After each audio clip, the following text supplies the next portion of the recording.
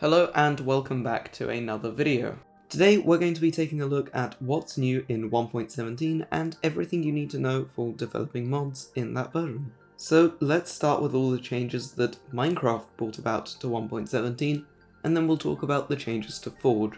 So obviously the biggest change to Minecraft is the update from Java 8 to Java 16. Most of the things that changed in this new version are the introduction of some performance improvements, along with the addition of some keywords. These keywords include var and records, which make your code a lot easier to write. But nothing from 1.8 has changed too much. A full list of changes can be found in the description below. The next thing that Minecraft changed was the Mojang class names. All of the names of the Minecraft files have been moved and renamed just as Mojang does it in 1.17. And there are a couple of important packages that you should know about. Firstly, we have the client package, which contains all of the client related stuff.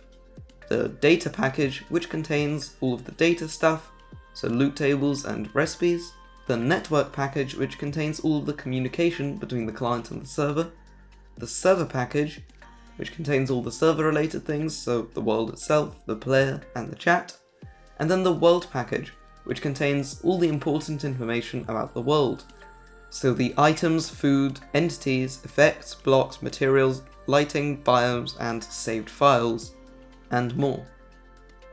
And Minecraft upgraded OpenGL to 3.2, which allows for more advanced shader-based rendering. OpenGL is the library that Minecraft uses to render everything on the screen, and it's just been made faster and more customizable, with the possibility of creating resource packs that contain shaders. And entity rendering has changed, with new model classes that now use parts and builders instead of a list of model renderers. And that is all that Minecraft's changed, obviously apart from the new blocks and features from 1.17, so now let's look at what Forge has changed in the newest Forge version, which is version 37.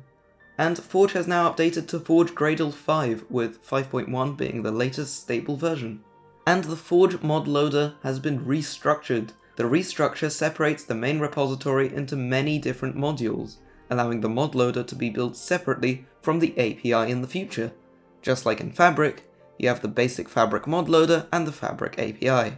And this restructure introduces 3 packages that are likely to be removed. Those are net.minecraftforge.fml client, net.minecraftforge.fml legacy, and net.minecraftforge.fml server events. So it's better not to use any classes from those packages for now.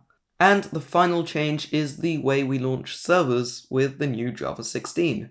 Previously, all we had to do was run the server.jar, but this is no longer possible in Java 16, as it doesn't support cross-platform Java launchers. So instead, we'll need to run a custom script that will run the Java file differently based on the platform that we're on, that is Windows, Linux, or Mac.